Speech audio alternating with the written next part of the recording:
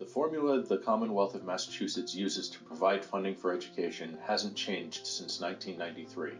This outdated formula has created numerous challenges for school systems big and small, urban, suburban, and rural.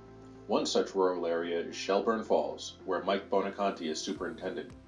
So Mohawk is what I consider to be the poster child of a rural school district in Massachusetts. We occupy a footprint of about 250 square miles in northwestern Massachusetts. And it's really a picturesque, beautiful New England landscape. We have 3 elementary schools and 1 middle high school. In 1998, Mohawk hit its high water mark of enrollment at about 1,750 students. And over that period of 20 years now, 1998 to 2018, we are now down to 920 students. So it's been a precipitous decline.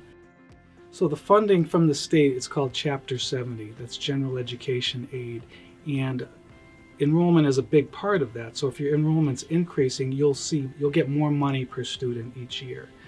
Because we have seen the opposite of that, we've just been flat. Because we're flat in our revenues and our costs are going up, we have this widening gap. We need the state to recognize the lack of economy of scale that we're dealing with, that we have fixed costs. A simple example of our high fixed costs when it comes to declining enrollment, if we have a single class of 20 students and we lose 5 students from that class, then we've lost 25% of our enrollment.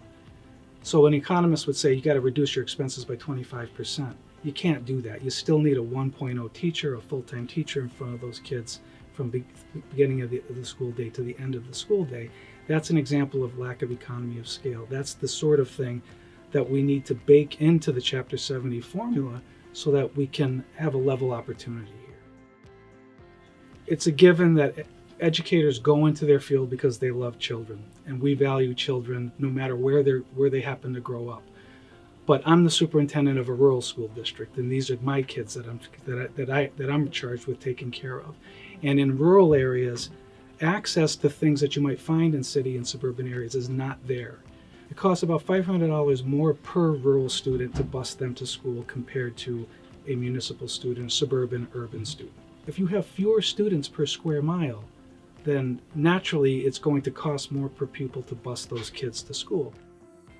One of the areas that gets hurt is instructional technology, computer science. If you look at urban, suburban types of districts, I think you'll see that in many of those schools, they've got one-to-ones in terms of Chromebooks or laptops, computers that they equip their students with, because they have access to resources to do that kind of a thing. In rural areas, it tends to be the place where if we can't make our budget work, we cut technology, because it's not people, people don't perceive it as direct services, and gradually over time there's this what's called a digital divide that now is widening between rural districts like Mohawk and urban suburban districts.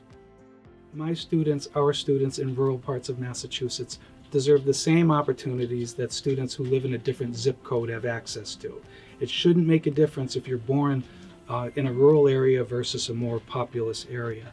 This problem is getting worse and worse in rural public school districts, and getting out of this problem is going to become more and more expensive if we don't address it now. So there's a great sense of urgency where we can do this now before we cause irreparable harm to these school districts and take away these opportunities that our kids deserve.